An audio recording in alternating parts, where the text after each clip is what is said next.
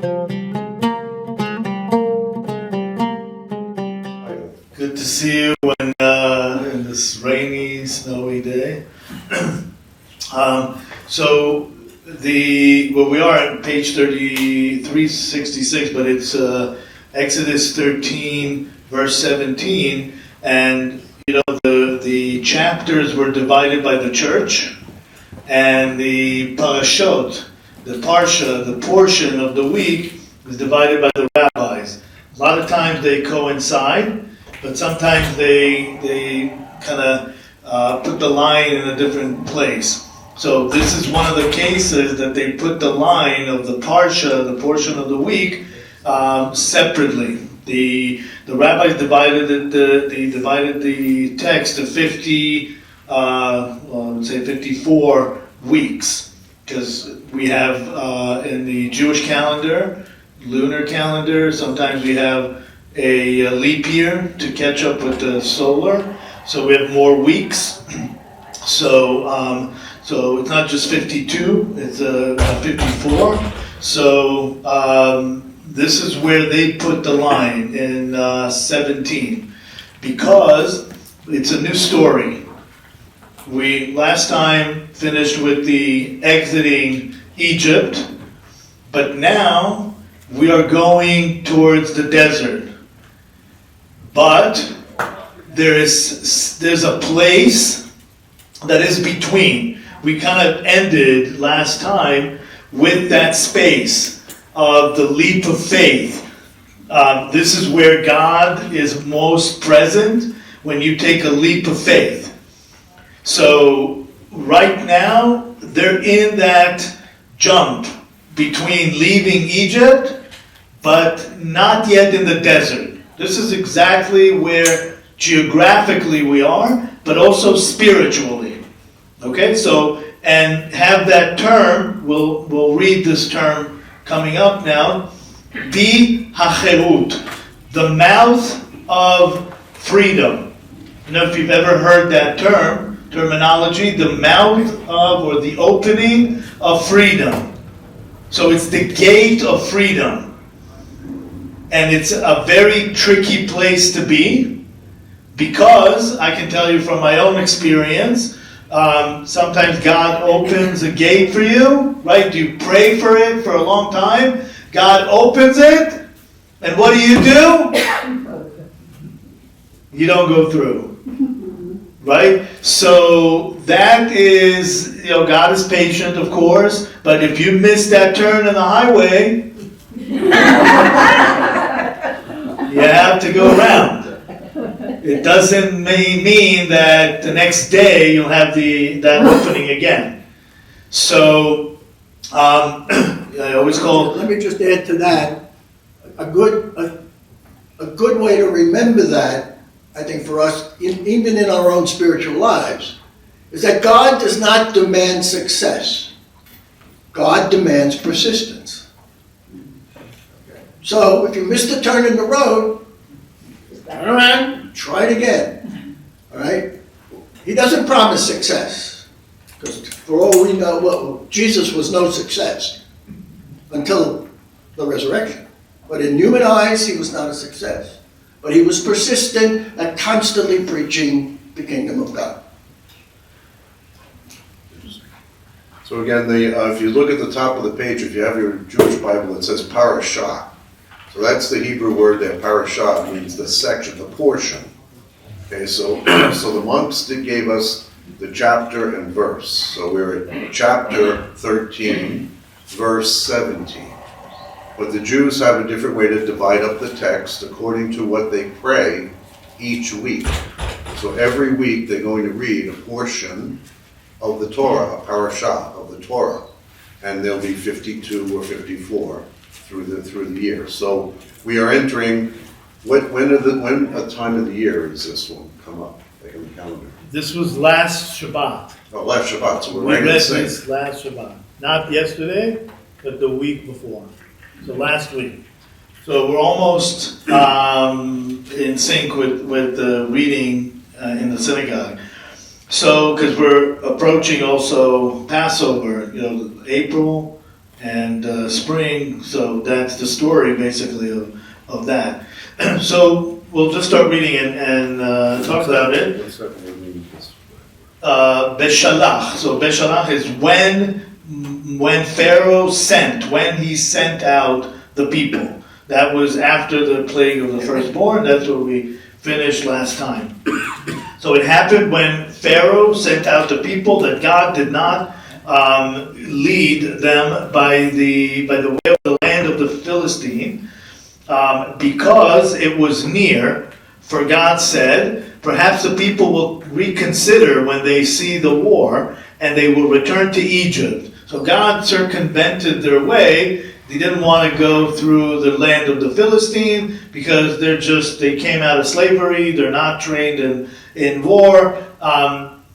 So they're not spiritually strong. So God turned the people towards the way of the wilderness to the Sea of Reeds. The children of Israel were armed when they went out from Egypt. We said armed in Hebrew is chamushim, and it's the same word for 5 or 5th, and that's where we get the terminology, the idea that not everybody came out of Egypt. There were many, about 80% at least, that died in Egypt or stayed behind because they couldn't see. They died or they stayed back in the plague of darkness. So it's, of course, physical darkness, but spiritual darkness. They didn't take that leap of faith. They didn't put the blood on the doorpost, so they stayed behind. So those who came out were the smaller number. Moses, and it's the same idea today. We talk about American Jews today, even.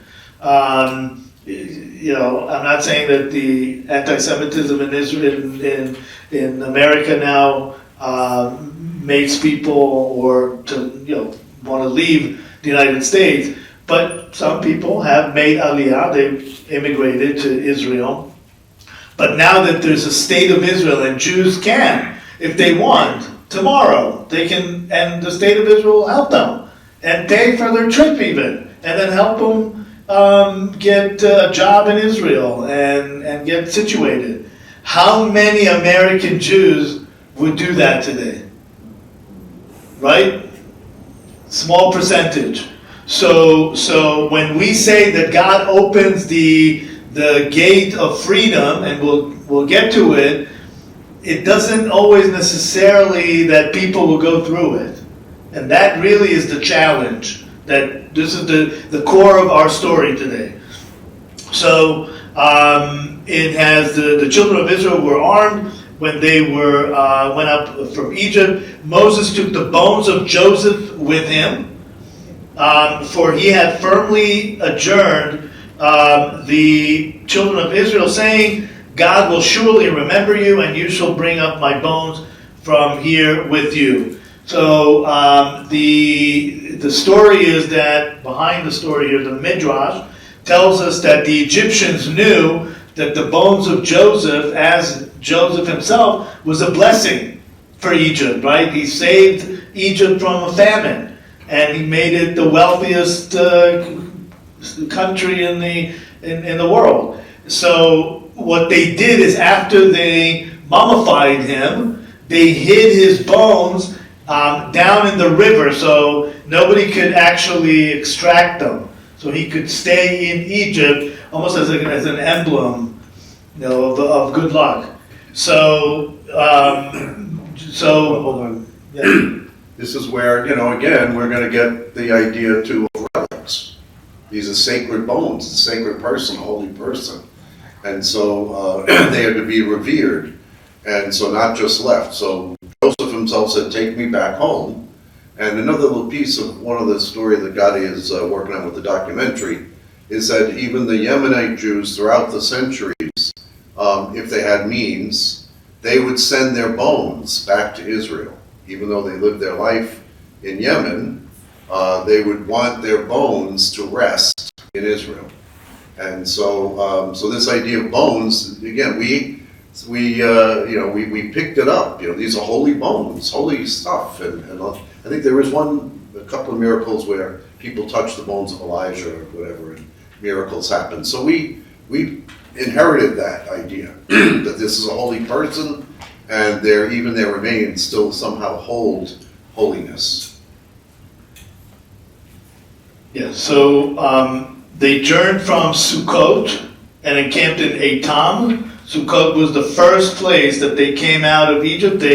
And that's where we finished last time, that they landed in Sukkot. Sukkot is the same name as Tabernacle, the Feast of Tabernacle, the Feast of Booths. So it's the booth. It's Sukkah. So they came out of Egypt into a Sukkah, and Sukkah represents a tabernacle, the canopy of God. So they came into God's protection now. Even if it's just a booth, right? Physically it's nothing, but if you're under the protection of God, that is most important. So they came out of that. So from Sukkot, they encamped in Etam, the edge of the wilderness, and it says, the Lord went before them by day in a pillar of cloud to lead them on the way, and by night in the pillar of fire to give them light, so that they could travel day and night. He did not remove the pillar of cloud by day and the pillar of fire by night from before the people. Okay, so two things are very important to say here. One is that God is eternal, of course, right? God doesn't rest, and we have that phrase in Psalms. The guardian of Israel will not sleep nor slumber. Right? It's Psalm 110. And the second thing is that God, it says, God himself journeyed with him, with the people of Israel. It's not an angel, he's not sending a messenger, it's God himself. And God himself always appears in those derivatives, or fire, smoke, air. God is an entity without a body. Okay, so of course I'm speaking to the Catholics here. That will come later, but from of course Jewish theology, God is an entity without a body. Okay, now this is where we begin that dramatic story of the in-between. Now, take this story as a metaphor for our lives, that we're always in between those two places. We're always in between Egypt that wants us back, draw us back. It doesn't matter. It will never give up. Egypt will never give up, and Egypt is the materialism, is the enslavement, addiction, all these earthly needs that try to pull us toward them. And then we have the gate of freedom. But that gate of freedom, going through the gate of freedom, I don't know if you know the film, The Matrix. I've heard of the film The Matrix. So there's a point where they find Neo, he's the messianic figure, and he is now going from his Egypt, right? He was in the Matrix, and now he's free. He's in his real body, but they reinsert him into that program to see if he's going to be able to make free choices, right? That he would know that this is just a program, right? And he has to jump over two towers. So between two very tall roofs, like between, let's say, the two twin towers. And in the program, he can do it, because if he just has to know that this is the program. And everybody looks at him, and that was his first attempt. And everybody looks at him through the matrix, those in his team, and they say, they bet with each other if he's going to make it or he's not going to make it. Because if he doesn't make it, then he falls. through the building, right? So they all say he's not going to make it because nobody makes it the first time. And this is really the story here. They just came out of slavery. They're not able to take that leap. It's not that in maybe other circumstances or in 40 years at the end of the journey, they'll be able to make that leap. Right now, they're not able to do it, even though they're physically free, right? You see also those, I'm sure, videos of those hostages that are released, have been released from Hamas. They just came out physically, but it's going to take them a long time to free themselves, if ever, mentally. So this is where we start the story. The Lord spoke to Moses, saying, "Speak to the children of Israel and let them turn back and encamp before Pi HaCherut." Pi HaCherut. This is the term. The term for Pi, Pe is the mouth, literally a mouth. Cherut is freedom.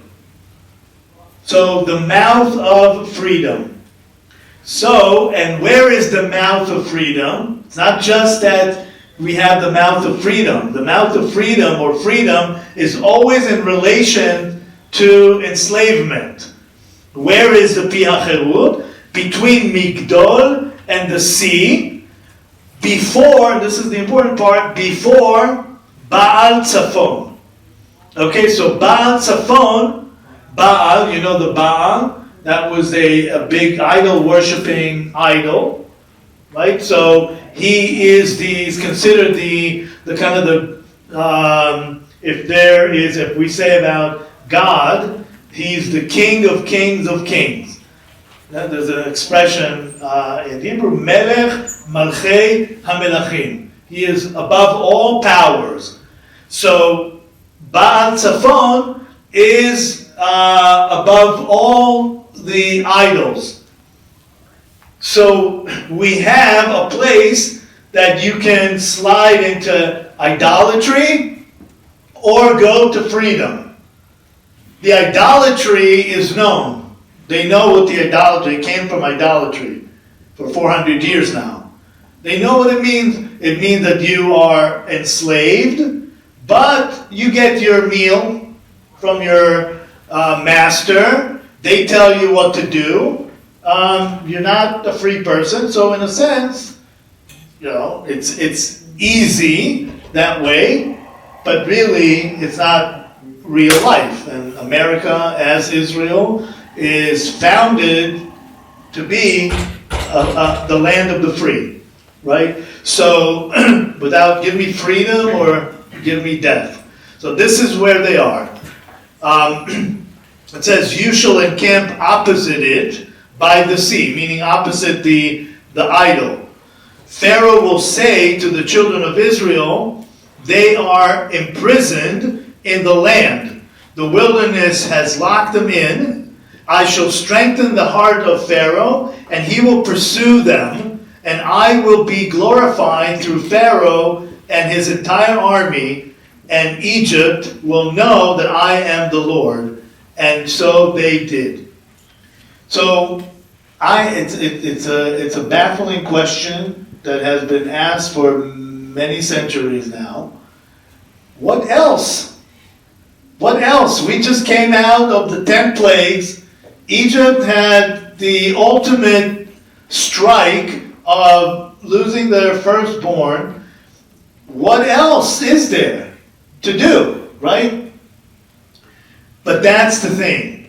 It's not enough that we come out of slavery. The world needs to come out of slavery. The freedom of the Israelites, the Hebrews, is just a manifestation of, or an example of how the world needs to get rid of its slavery. So the cause of slavery needs to die. Now, how does it die? And we'll see it here. This is really incredible. It's not enough for it to die even, because the question is, for the people ask is, why didn't God just, or the Israelites waited for, why did they not wait for Egypt to collapse, just like every other empire?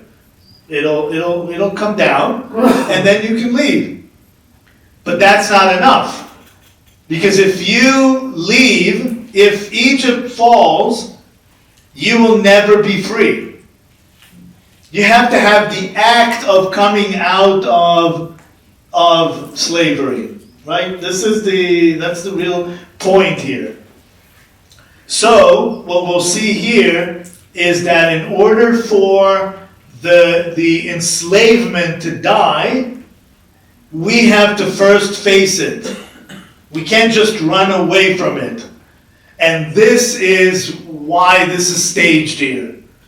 Because it's not enough for the Israelites just to leave Egypt and enslavement. They have to look back at the enslavement or the master that enslaved them all this time, and not being afraid of them anymore. Okay, so what happened? It was told to the king of Egypt that the people had fled, and the heart of Pharaoh and his servants became transformed regarding the people, and they said, "What is this that we have done, that we have sent away Israel from serving us?" So even after the strike they had with the firstborn, they still want to pursue the slaves. Think of the Civil War here too, right? It wasn't that people just, voluntarily let their slaves go. They're enslaved in the same way, because they are enslaved to their power, to control somebody else. I also think about very practically, their slaves left, and now they have to do their own laundry.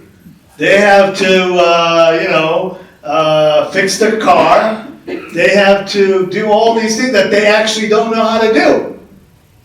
So they are now powerless without their slaves. So they'll do anything possible to get them back.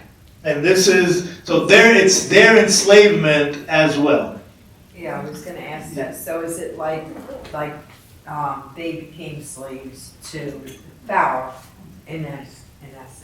Yeah, so Pharaoh, we have to be careful not to become Pharaoh also. When the Israelites leave Egypt, that's why from that point, all the rest of the Torah, the books of Moses, the one most important message that God keeps harping is, you were slaves, don't become masters, right? That's really is the point.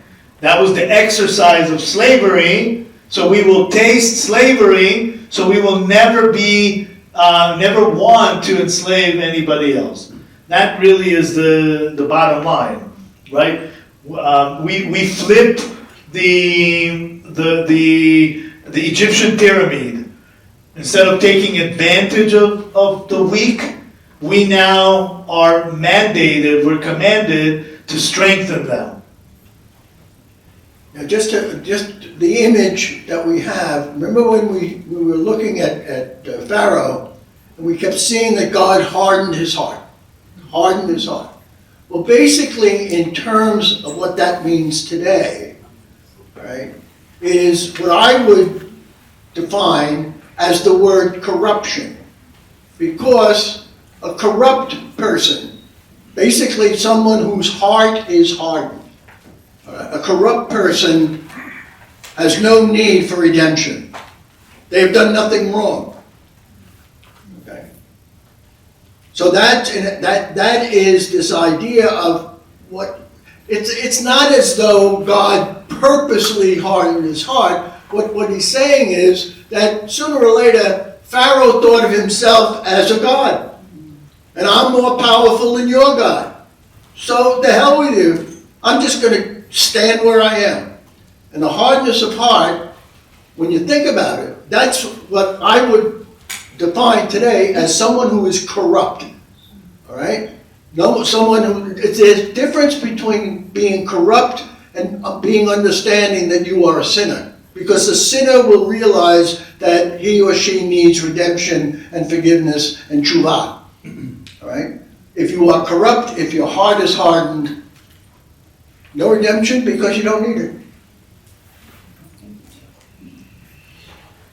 Yes. So and we'll see it the same, what Don was just describing, we'll see it right now in this paragraph when you are hard, you're like a stone. So when you're thrown in the water, instead of being cleansed, you just sink. Right? God is the image of, He will take our heart, right, and turn our stone heart into flesh and blood, right? So that's the imagery. So in verse 6, he harnessed his chariot and attracted his people with him. He took 600 elite chariots and all the chariots of Egypt with officers on them all. The Lord strengthened the heart of Pharaoh, king of Egypt, and he pursued the children of Israel, and the children of Israel were going out with an upraised arm. Egypt pursued. Yeah. Just a question about the 600, any symbolic meaning, 600. 6 always means not a good number. It means a lot. It means when the Israelites left, they left 600,000 men. Well, they didn't count the women and the children. That's why we estimate about 2 million people left Egypt that day. But 600 means a lot. It's a number that repeats itself. And they walked in the desert. There were 600,000, and actually legally to create a public space, an avenue, and it has legal ramifications in Jewish law. You need a place that at least 600,000 people walk every day. But we'll leave that. Yeah. I'm going to ask you, we're hearing a number of 600, chariots. You're talking about 600 men. How many Jews were in Israel at that time, and how many Egyptians were there at that time? Do you guys know that? I don't know those numbers. Yeah, I don't know the numbers. Was it like a sizable percentage? I don't know, actually. Maybe there is a number somewhere, but I don't know the ratio of how many Egyptians to Hebrews were there. But I can tell you that this number is very, very symbolic, because when the state of Israel was established in 1948, the modern state of Israel, there were 600,000 Jews in the land. So it's a big number for us, 600,000. So 600 means that he took basically everything he had. And Egypt pursued them and overtook them, and camped by the sea. All the horses and chariot of Pharaoh and his horsemen and army by Pi HaCherut. Okay, we see this term again, Pi HaCherut, before Baal Tzafon. So now we have Egypt on one side and the Sea of Reeds on the other side, and somehow Pi HaCherut could be a physical place, or it could be their choice that they'll be making now. God is giving them a choice to make, which would be not going back to Egypt. So, according to the text here that we will be reading, the rabbis derived 4 approaches of people, 4 reactions that people had. One approach said, let's surrender to the Egyptians and go back. One said, let's fight them. The third one said, let's commit suicide. Just like in Masada, let's not fall into the hand of the Romans, right? With the Egyptians here. And one said, let's go into the water. Right? Let's run away. So God is basically saying to them, don't do any of that. Because the whole exercise, and I know, when I say I have many secular people in my life too, and I have to, for them, when I speak about this idea that ultimately the whole exercise of this world is not about what necessarily we do. It's really about an exercise of faith that God moves this world. It's very hard for people who really are convinced that they're moving the world, right? So yes, we participate. I'm not promoting laziness here, but ultimately God runs this world. So this is the exercise, and God says, you stand quiet, and I will do this battle for you, so you can see it, and then the Egyptians will see it, and this is the revelation that the Talmud says, our Rabbi is saying. This is a greater revelation that of any of the plagues in Egypt, and perhaps even equivalent to the Mount Sinai revelation. I just remembered what I was going to say. You talked about the number of people, first of all. We don't know, but it's a big question as to why this event of the Exodus never shows up in Egyptian records. I mean, if you have 2+ million people and they decide to leave, don't you? So we don't know. But again, we would say, well, why aren't they in part of the history? Well, but that's a question that comes up. Secondly, when Gadi was talking about faith, when I was starting to learn theology, especially biblical theology, the question came up, all right, what is faith? All right. And faith is something that, in the faith in God that these people had, was based upon the fact and the belief, not so much the fact, but again, it does become a fact, the belief that God is faithful to his promises. Why do you believe? And again, look in your own life, okay? When somebody makes a promise to you, we can look at society today, who's making the promises? The outcome of those promises really depend upon the person making the promise. Do you trust the person making the promise? And we know that faith, the biblical faith of the first Israelites here, all right, is based upon the fact that God was faithful to his promises. And the other thing that we have to see too, as the Old Testament goes on, almost every other time there's a big event and God opens his mouth, he reminds the people, I am the God of Abraham, Isaac, and Jacob, and I led you out of Egypt. To remind them that he kept his promises. I kept my promises, now you have the faith in doing my will. So it says here, they said to Moses, when the Egyptians Pharaoh was approaching, we're at the top of page 370 now, it's chapter 14, verse 10. Pharaoh approached, the children of Israel raised their eyes, and behold, Egypt was journeying after them, and they were very frightened. The children of Israel cried out to the Lord, and they said to Moses, and this is so hurtful, Were there no graves in Egypt that you took us to die in the wilderness? This is like the epitome of ungratefulness. You just saw what we did, and you still can't believe.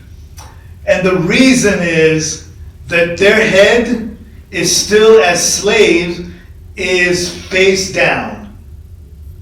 They look down. They're not looking up. And that really is the movement that they need to now go through, the transformation. Is this not the statement that we made to you in Egypt, saying, let us be, and we will serve Egypt? For it is better that we should serve Egypt than that we should die in the wilderness. So again, it's about their physical life, not the spiritual freedom. You can equate it to a bird that lives in a cage, or it's free.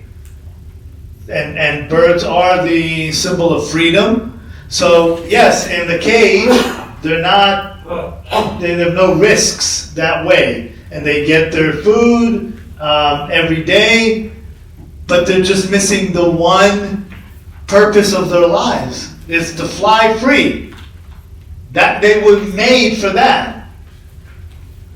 So they're looking at that. Yes, when you're in the wilderness, birds have eagles or vultures or other birds of prey that can hurt them.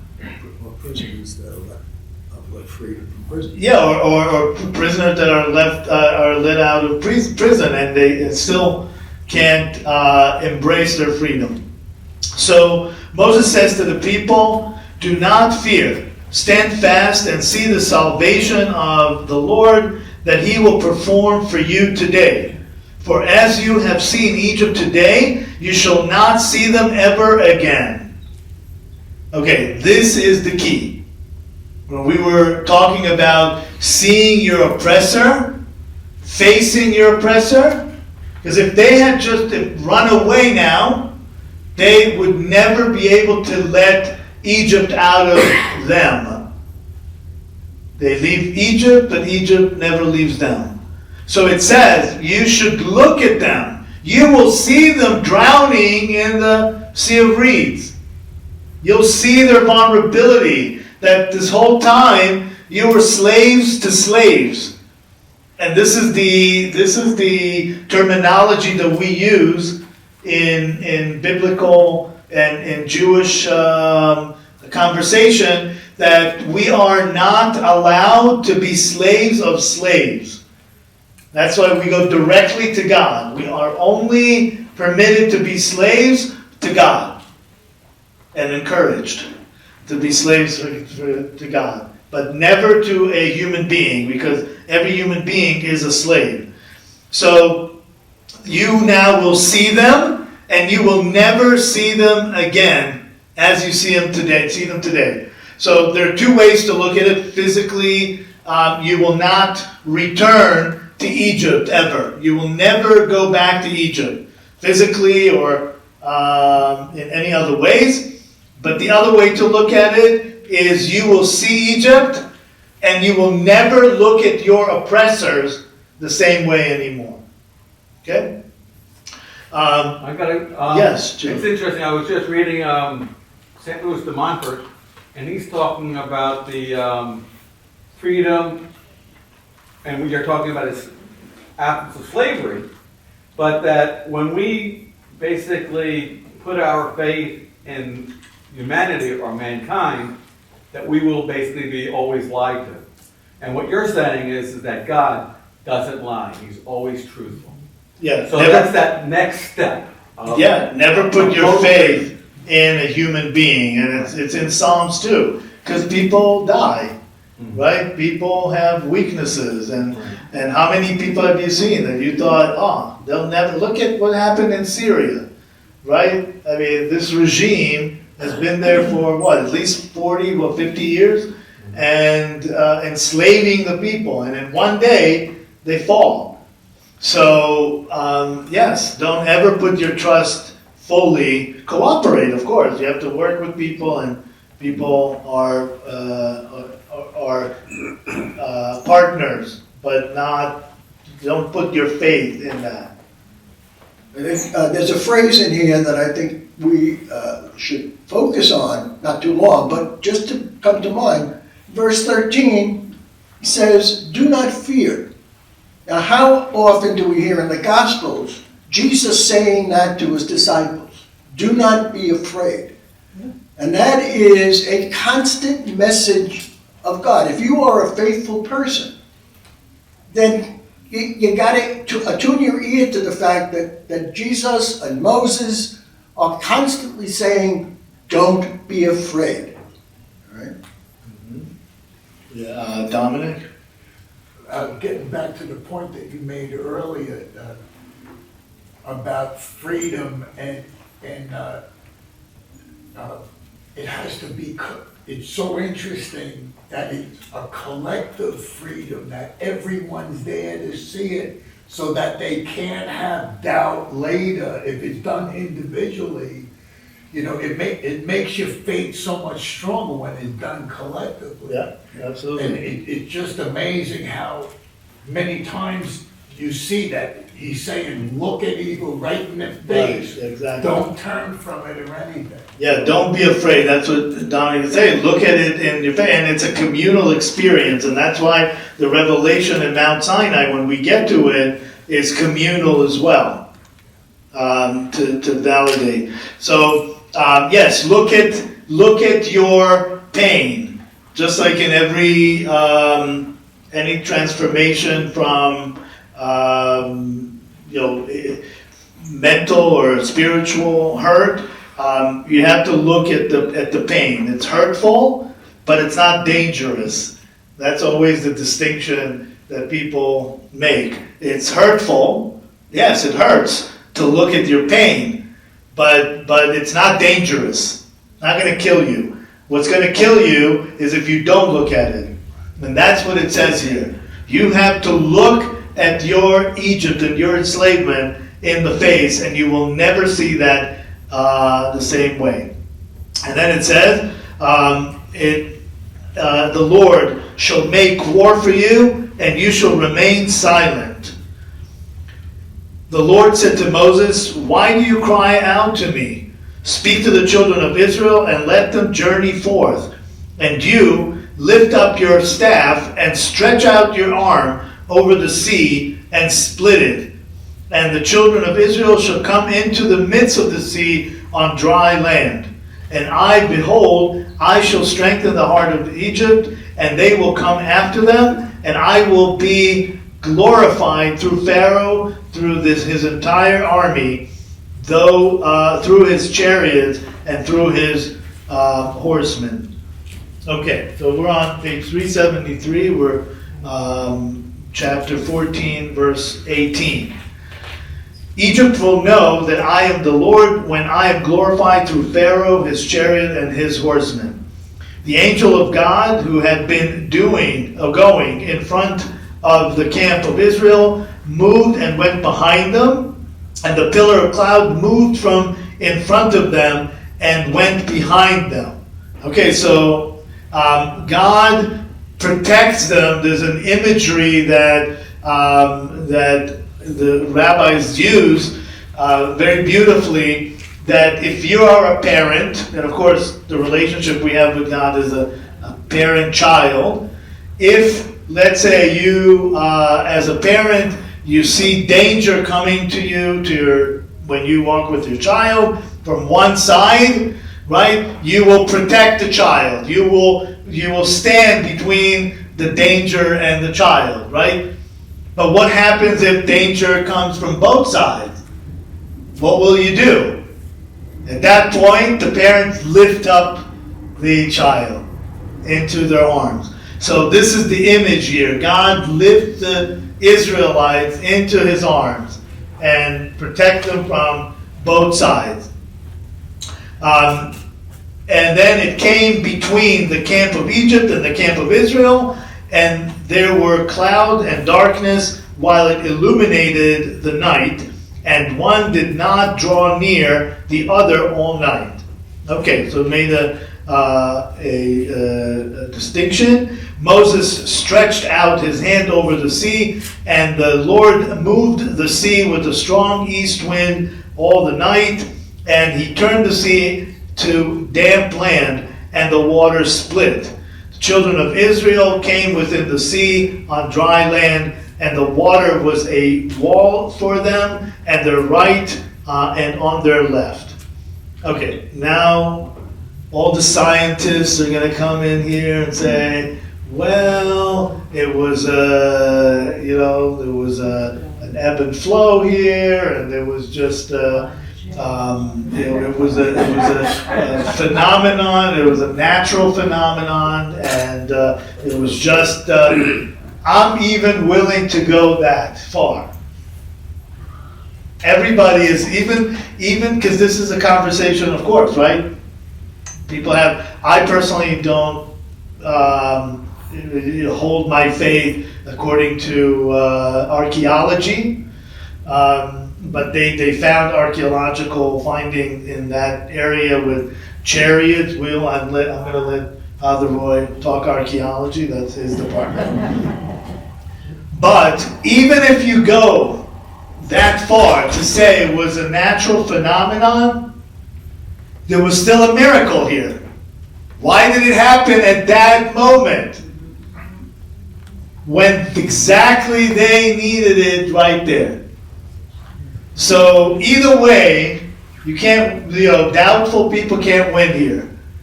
Because there was a miracle, whether it was God using a natural phenomenon or not, the timing of it was everything. But at this point, to doubt that God can intervene in nature, I'm talking about theologically and scripturally. I mean, we've already been to 10 iterations of God manipulates nature, so why is that a big stretch? But somehow this miracle, the Talmud tells us, that was the biggest miracle. And on the Seder night, when we sit and we talk about leaving Egypt and that whole process, we say that there were 10 miracles in Egypt, but 50 miracles, 50 plagues on the water. So it was many more. Somehow, again, I don't know how to equate that in terms of miracles, but that is a statement that this was the biggest miracle. I can go by one teaching that shows that this was the hardest miracle to make. It comes from a different source, but there's a midrash, a teaching, that says that God splits his time to 3. And there's 24 hours a day. What does God do all day? Have you ever thought about it? I don't know. Were you ever that bored to think of, what does God do all day? Does he know the Mets are going to win World Series this year? So God apparently has a timesheet too, and it says he splits his time to 3. 1/3 he studies Torah. Well, you have to practice the Torah, what you teach. 1/3 he plays with the Leviathan. He plays with his pet, the Leviathan, the big whale or a big sea animal. So apparently God has a pet, and he plays with the pet. You don't have to be. So it's not all about being academic, right? Tell it to some nerdy people who want to study all day. Look, God doesn't even study all day. He plays with his pet, and 1/3 of the time he matches people up. He matches people up. So And it says in the same midrash that it's hard to match people up, to find your soulmate, like splitting the sea of reeds. So this is an example of, from a different source, how hard that miracle was. Again, I don't know technically why would that be harder than bringing the frog or bringing the hail. I don't know.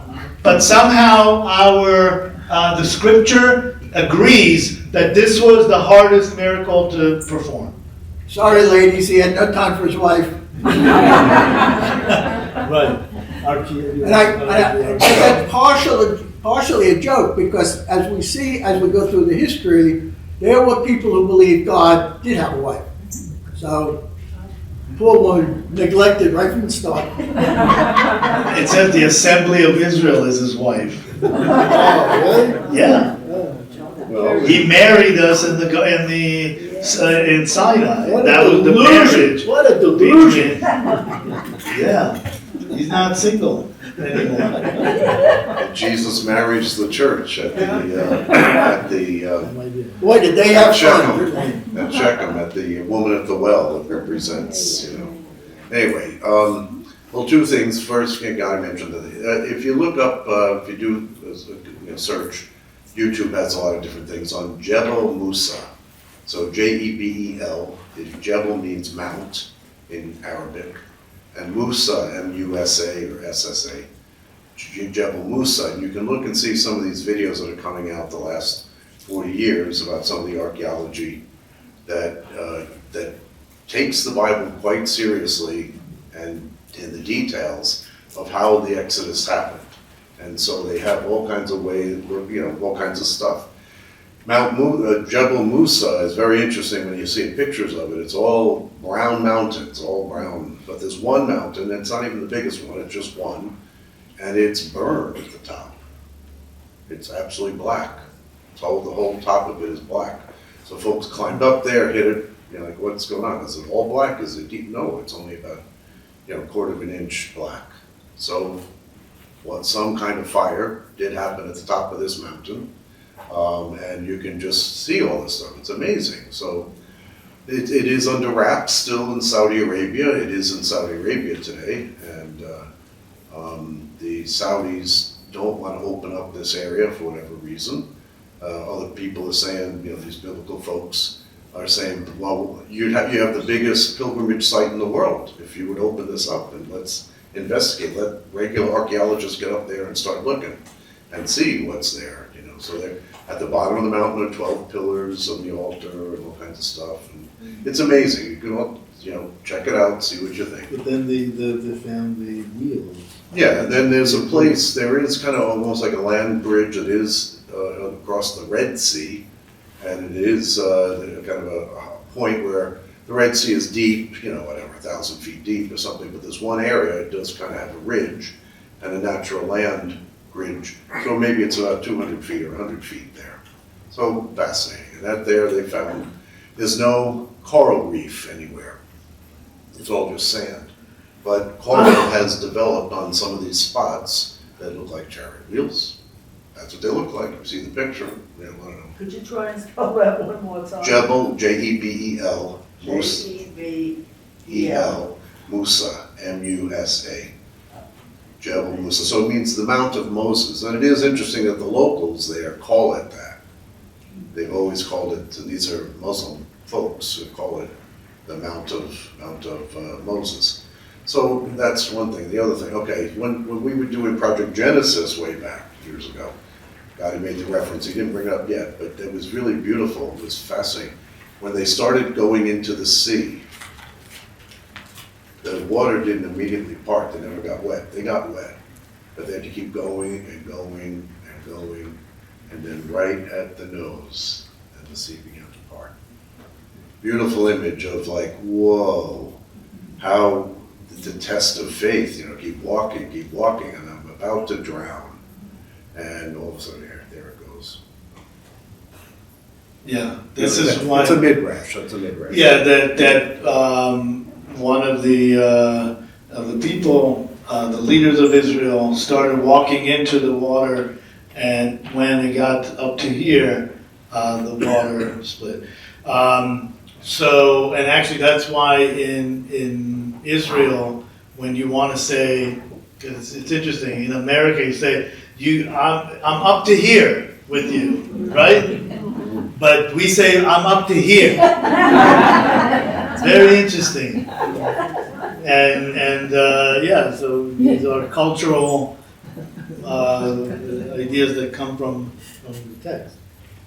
I just want to have one comment on what Gadi said before about the pain and suffering that these people were going through. Just as a reminder in terms of our own lives and any of the lives that we see in the scriptures, that it's great pain and suffering and great love that are the immediate causes, if you want it to be, are immediate causes of great transformation. Great love and great suffering, followed by transformation. So that's always something to remember. We're not going to be pain-free. We're not going to be suffering-free. But if we see it as the challenge that God gives us, it always opens the door to transformation. Okay, verse 23. Egypt pursued and came after them, every horse of Pharaoh. So every horse. So now it's all in. They're all in. They're putting all the cards on the table. Every horse of Pharaoh, his chariot, and his horsemen into the midst of the sea. It happened at the morning watch that the Lord looked down at the camp of Egypt with a pillar of fire and cloud, and he confounded the camp of Egypt. He removed the wheels of their chariots and caused them to drive with difficulty. Egypt said, I shall flee before Israel, for the Lord is waging war for them against Egypt. The Lord said to Moses, stretch out your hand over the sea, and the water will go back upon Egypt, upon its chariots and upon its horsemen. Moses stretched his arm over the sea, and towards morning the water went back and to its power as the Egyptians were fleeing towards it. And the Lord churned Egypt into the midst of the sea. The water came back and covered the chariots of the horsemen of the entire army of Pharaoh who were coming behind them in the sea. There remained not a one of them. Okay, this is important because in Hebrew, the word for there remained not a one of them. Okay, so in English, what you would think is that nobody was left, right? But in Hebrew, the way the Hebrew is written is ad echad, until one, which means that you can understand in both ways. Either really no one was left or one was left. So here they chose to translate it as no one, but actually I prefer the other explanation that says one was left because you needed one witness. And who was that witness? Pharaoh himself. Because if you think about it, it makes sense that God would even spare his life here for him to be a witness, because he spared his life before once. Pharaoh was a firstborn, because that's how they became kings of Egypt. The pharaohs. He was a firstborn. Why didn't he die in the firstborn plague? Because God wanted to keep him as a witness. So here too, God left him as a witness. And the image is that he stands on the shore of the Sea of Reeds, and look at all his power disappears. So then the children of Israel went on dry land in the midst of the sea. The water was a wall for them, and their right and on their left. On that day, the Lord saved Israel from the hand of Egypt, and Israel saw the Egyptians dead on the seashore. Israel saw the great hand that the Lord inflicted upon Egypt, and the people revered the Lord, and they had faith in the Lord and in Moses, his servant. Whew, that is a full circle here that we went through. That is the Pi HaCherut. That was the opening of freedom, right? They now will go through. So next time we'll pick up on chapter 15 in the beginning, and that is the sea, the song of the sea. And the song of the sea is sang after they crossed the Sea of Reed. It says, then Moses and the children of Israel chose to sing the song to the Lord. And that's where we will pick. It's an amazing song. I'll just give you a little bit of a heads up. The title of the song is always, just like in every scripture, is the first line. And what is the first line? If you don't look for a second, I know you have to take, but let's say if you haven't looked, what is the one message that they want to sing about? The Lord has saved me. The Lord saved me, right? That's really, and that He destroyed my enemy, right? And just to conclude this whole idea of the Pi HaCherut, the opening of and the structure of freedom and the process of freedom, when it says, then Moses and the children of Israel chose to sing the song to the Lord, and they said the following. This is just the first line. I shall sing to the Lord, for He is exalted above all arrogant, having hurled horse with its rider into the sea.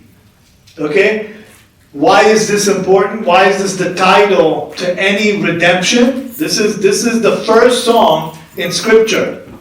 So this is the first song, really, in all Scripture. And the title of it, that God saved me, and He hurled the sea, the horse and the rider into the sea. Because that is redemption. They didn't just cross over, but God didn't just destroy the Egyptian army. What He destroyed, and this is going back to, you will never see them the same way again. God drowned in the Sea of Reeds the model of slavery, the model of a horse and a rider. He hurled into the sea. And from now, the rest of Scripture, the rest of the Bible, the rest of the lives of the Israelites and humanity will have to start there. That we saw evil and the structure of slavery drown, but it's not going to take us, it's not going to be easy to take that model out of ourselves. And this is our job ever since, to take it out of ourselves completely. And that we see here of what I said before. This was the foundation for the Israelites' faith. God was faithful to His promises. That was the basis of the faith of the Jews, of the Israelites. So you can take the slave out of Egypt, but it's really hard to take Egypt out of the slave. And so, of course, too, crossing through the water, it is an image for us of baptism. And so you're going through the waters again of baptism. At the blessing of the holy water, if you're listening at the ritual of baptism, it recalls, we passed through the Red Sea, and they crossed the Jordan again, the same story. So it is a transition period, and you leave one place and you go to a new place. So that idea of transition is very important in religious journey, on the religious journey for everybody. So you leave one place and you're maybe a little fear, but be not afraid, cross over. and then you get to the promised land.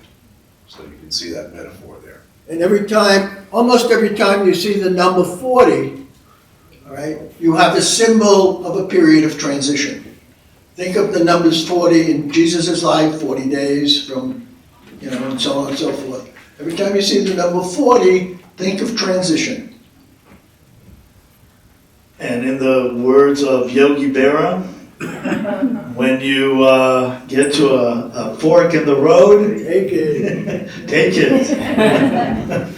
Don't be afraid. So only with faith you can do this leap of faith. So next time when we read the Song of the Sea, and then the text after, when they start receiving the manna in the desert, the word manna literally means faith. And that is the daily bread, right? In our Father, the prayer of our Father is, give us today our daily bread. So that is the summation of the exercise of faith, is give me today. I'm not keeping, not hoarding, I'm trusting you at every step of my life. We have a few minutes for questions. Yeah. I'm puzzled by why, through this earlier part of Exodus, it keeps saying that God seems to need glory. He says things like, the Egyptians will see that I am the Lord, and I shall receive glory from the Pharaoh and his chariots and the charioteers. We hear this several times, and I find that puzzling because it seems like God is needy. So the question is, if you didn't hear, why does God have to keep saying, I'm glorious, I'm great, you need to glorify me? Is God needy? So the answer is yes, but in a good way. God created this world, right? We say creation for the purpose of redemption. So the creation for the purpose of redemption means that what we just said here, what is redemption? Redemption is God saved me, right? So in a good way and humility, and it's funny because this is the argument that my secular friends keep saying. Like, what is this God in the Bible keeps wanting honor and this and that? Why should I worship a God like that? But true humility is to know who you really are. And if God is really powerful and really is redemptive, He wants us to know it, and He wants the whole world to know it. That there is a source of redemption in this world. Somebody cares. Somebody created this world. Somebody controls every aspect of this world. It's not just like a parent that gave birth and neglected the child. It's a parent that keeps taking care of the child throughout their life. That's my answer, but I'll revert to my... Another way to look at it is, at least as far as I'm concerned, God is needy. If we say that God created human beings, God wants us to continue, if we were in His image and likeness, God wants us to continue creation. So He needs us. God is needy in that sense, that He needs us to continue the work of creation. Now that may not be strictly biblical, but at least from a point of view from those who see the need for creation and the development of creation, and that creation is not ended, all right? Who's going to do it? Who's going to continue God's work of creation? He needs us. So we can think of the word needy in that sense too. So, what God wants us to do is to connect, really, to Him, or God, let us say. God's not a man, God's not a woman, but to God, and when we do that, we receive the grace and the power and the mercy and all the good stuff. So we charge ourselves If we're not connected, we really are like a cell phone that just runs out of energy. And so we corrupt and we die. But when we connect to God and we are giving him the glory, it's an amazing thing. I noticed this a lot, my younger days, we did a lot more of the charismatic stuff, I do all that, the praising and the prayer groups and all that stuff. It was really powerful. It was powerful stuff. And when you would just, even though I don't feel like it right now, but the group was praying and they were praising, and then you get caught up in it, and it is really something that happens, like physically even, and certainly spiritually. So when we are connecting like that and saying thank you to God, praise you God, I'm not stuck in my lump. I have a different vision, a different awareness. I'm connecting to the divine, to the infinite. And so that's the idea there. God is wanting us to acknowledge who he is in our life, and then that we are connected then, and we receive that grace, that energy to continue. All right, one question there and I'll get you. I just have one quick image. One quick imagery of that is I take from gymnastics. I love watching gymnastics because it's amazing what these people do, especially on the beam. I mean, you have to have a lot of faith in yourself and to do all these flips, which mean, and this is what God wants us to be able to flip, to do all those flips spiritually and mentally. But for Simone Biles to be able to do that, she had to have a trainer that said to her, trust me, I know what I'm doing. And you can do the flip and I'll catch you if you fall. I'm not going to let you hurt yourself. And that is, I think, where it is. I like Okay, that. Yes, I wanted to ask about the, you were mentioning something about the Egyptians and they didn't keep the records. I think I heard you say that.